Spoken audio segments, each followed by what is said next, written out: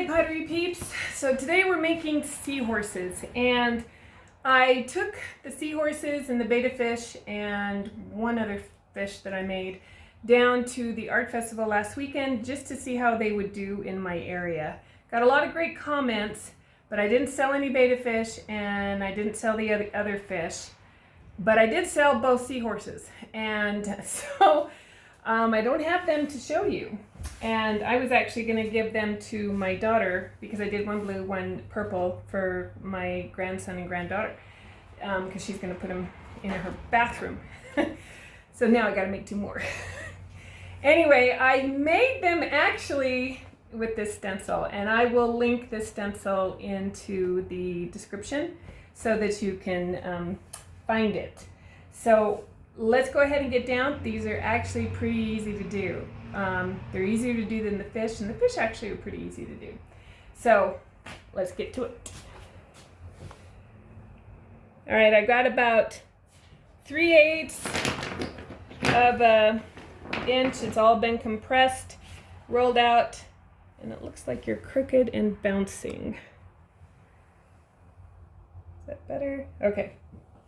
So what I'm going to do is I'm going to put this guy on here. Actually, I'm going to put him down here because I morphed this stencil. I'm going to roll it in. You know what? I should have cornstarched it. I always get going before I start thinking about it, so we're probably going to have some trouble because this clay's fairly wet. So we'll see. Actually, it came up pretty good. All right, so now I have, I don't know if you're going to be able to pick it up. Seems like on the camera, the bee mix gets washed out and doesn't quite get picked up. So what I'm going to do is I'm going to cut around this stencil. But where his fins are, well, you know, like here, and these things, I don't want these things. But I do want a fin here, and then I want another fin here. And I want the fins here. So I'm going to cut off this extra seaweed and stuff that's on this stencil and just go around him. So start with his cute little mouth.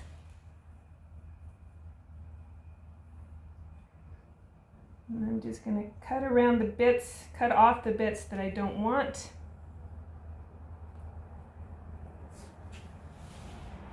Cut around his tail. I did leave his tail thicker than the stencil. I didn't go right up to it because this, of course, is going to be his most breakable bit, is that tail. So I gave him a little bit more around the tail.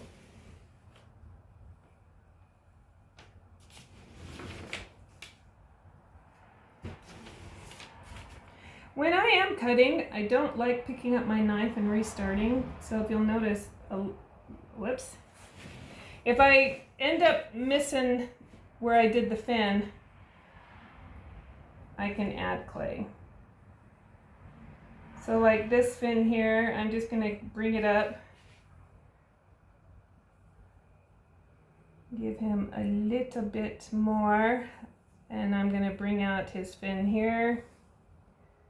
And then come into his body, and then I'm going to bring out a fin down here. Okay.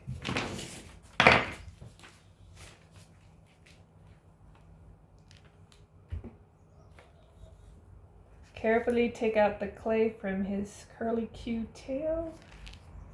Put that back down.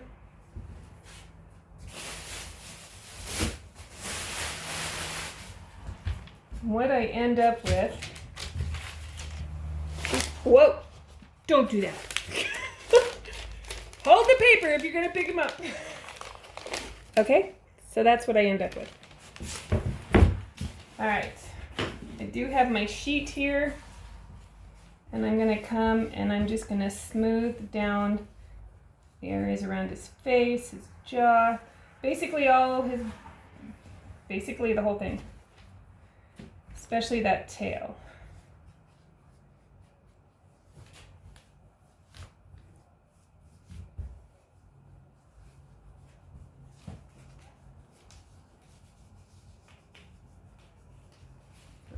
head. All right, so now I'm hoping you're seeing this well. It's a really bright day out today and I can't really see what the camera's seeing. So I'm going to come in here and define his body and where that fin is.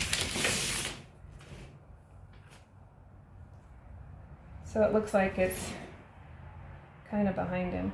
And I'm not worried about the, I'm going to be adding things to the decoration. So I'm not worried about the decoration that came from the stencil. So, all right. And then I'm going to flatten these guys out.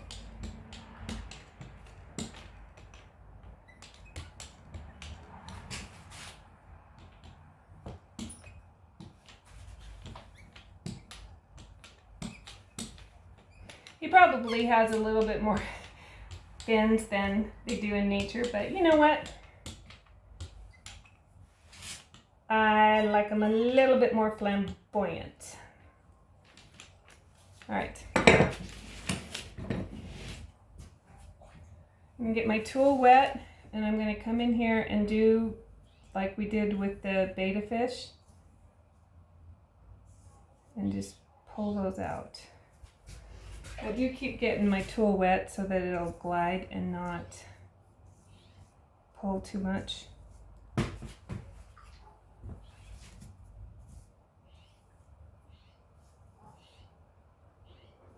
Actually, I like that side better for some reason.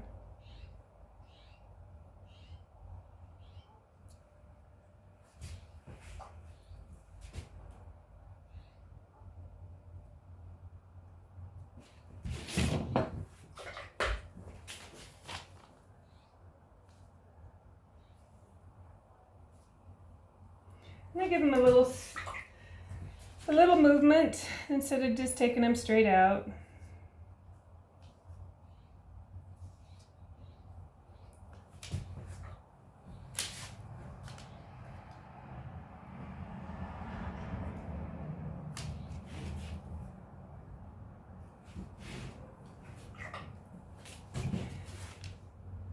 The guy that he bought he bought both of them at the. He hangs things on his fence, and so seahorses are going to be on his fence. It's kind of cool. I want to see this fence. All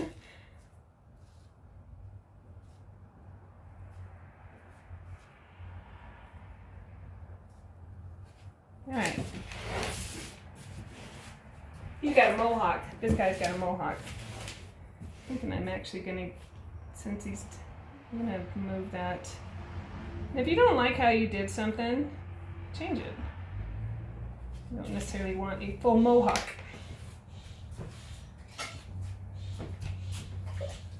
I'm just going to take a wet brush, smooth these down so there's no sharp bits. If you're not watching Von Smith and how he did his fish, if you're interested in making stuff like this, I will link his tutorial on how he makes his fish, because I've learned all of this from watching him, but I haven't seen him he does whales and fish, but I haven't seen seahorses, or betta fish. So those I'm comfortable in showing how I do those, but you know what? Check out his, because he's brilliant. All right, so now I'm going to pick this guy up and give all of that some movement. So it looks like that, you know, and if it tears, that's fine, because that just adds to it in my book. But I want him to look like he's in the water, like there's movement. Him or her. Most likely it's a him because he's pretty. Seems like all the pretty ones, like the peacocks and fish and ducks, all the males are just pretty.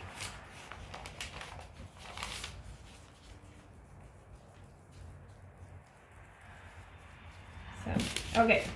Now, I wanted to make this look a little different here, so I'm going to start with the eye, because it's kind of flat. I mean, it looks nice, but right now it looks a little flat to me. It needs some, I think I wish I had a picture of it. I think I actually gave him, I don't know if I did. I'll have to look. Maybe I'll have to come in here and give him a mouth. So, all right, so where his eye is, I'm going to give him an eye. And I have a whole bunch of stamps. Start making your own stamps. I have a whole bunch of these, and I have a whole bunch of sea-inspired stamps. So this is sand dollar. So I thought it'd be kind of cool to have a sand dollar eye on this one. I think I did a twirl on the one before. I actually might like the twirl better, come to think of it. So if I don't like it, then I'm gonna just smooth it out. I'll wait for it to dry, find my twirl, and stamp it again. But I did come in here with flowers. I don't know, I love these stamps from Sharon Hoppy, and it's okay if he has flowers, or she has flowers. I also have a clam, so I came in with actually, I have a bigger stamp clam too. Where did it go? My swirl.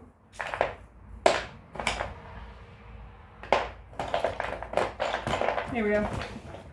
So this one is Vermont Pottery Works stamp that I've had for a very long time. So I'm gonna do some clams. And I've got, actually I want to do another flower down here. Maybe we'll let that part dry.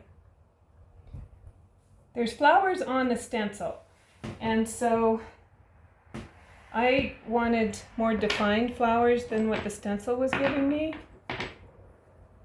Let's see.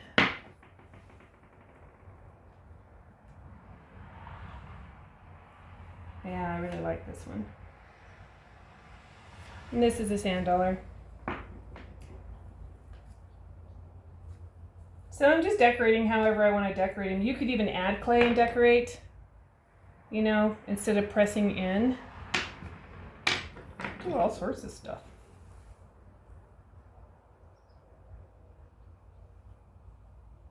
So I just had fun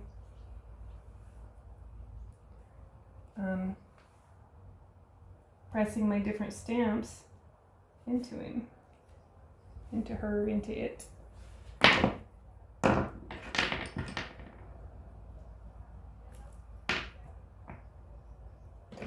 What else do I got?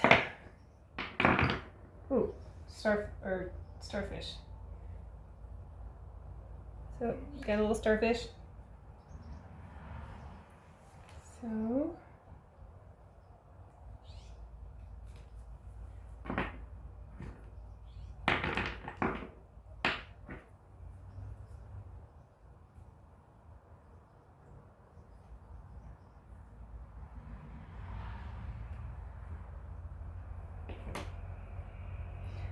okay, so let's go ahead and finish the eye off, and he's done.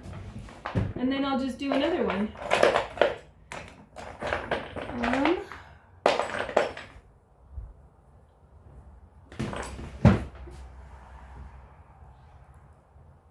Oh, that's kind of cool. So this one's going to get a starburst eye.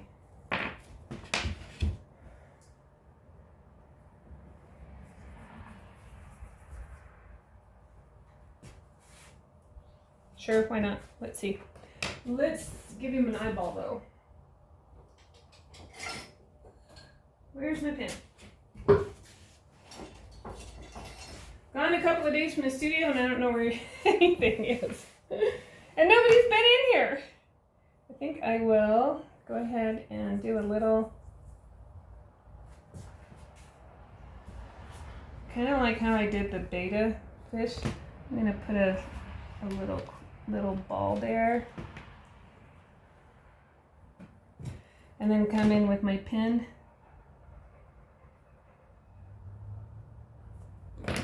Oh, I like that.